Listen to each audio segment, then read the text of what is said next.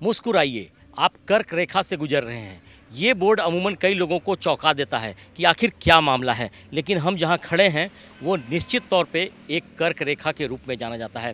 रांची और ओरमांझी की बातचीत की जाए तो ये रांची और ओरमांझी के पास का इलाका है और इस इलाके में कहीं न कहीं कर्क रेखा गुजरने की बात कही जा सकती है।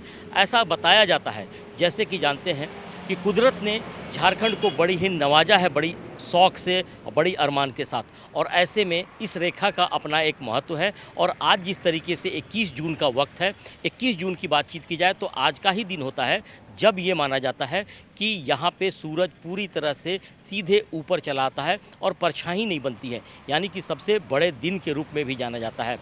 इस बारे में कई लोगों को ये जानकारी भी है, कई लोगों को ये जानकारी नहीं है कि आखिर इस रेखा का क्या महत्व है। लेकिन आप देख सकते हैं कि ये जो इलाका है, खास करके मैं दिखा रहा हूँ, ये सड़क जो है ये रामगढ़ और रांची के बीच का सड़क है और ओरमांझी का इलाका कहा जाता है।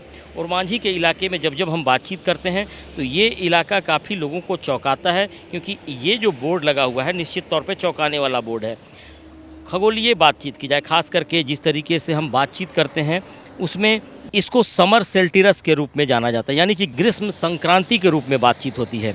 और इस समय की बातचीत की जाए, ये कर्क रेखा एक तरह से काल्पनिक रेखा के रूप में जानी जाती है, लेकिन इसका बड़ा ही महत्व है और कई मामलों में इसको आगे देखा जाता है कि किस तरीके से सारी चीज़ें चलती हैं।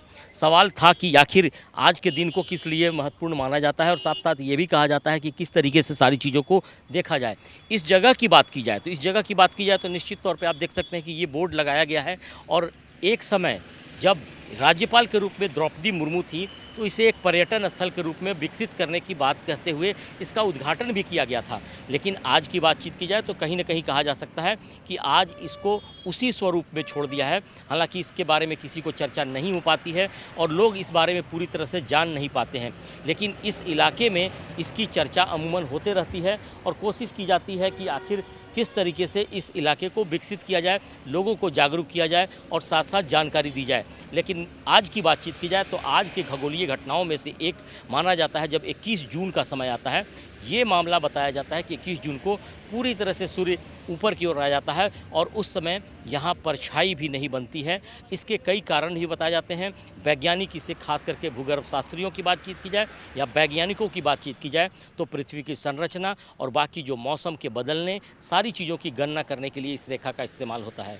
तो निश्चित तौर पे कहा जा सकता है कि झारखंड में एक बड़ी चीज़ कही जा सकती है जिसको पर्यटन के रूप में भी विकसित करने की ज़रूरत महसूस हो रही है। तो सच में कहा जा सकता है कि मुस्कुराइए, आप कर्क रेखा से गुजर रहे हैं। सहयोगी पिंटू के साथ राकेश कुमार, TV45 रांची।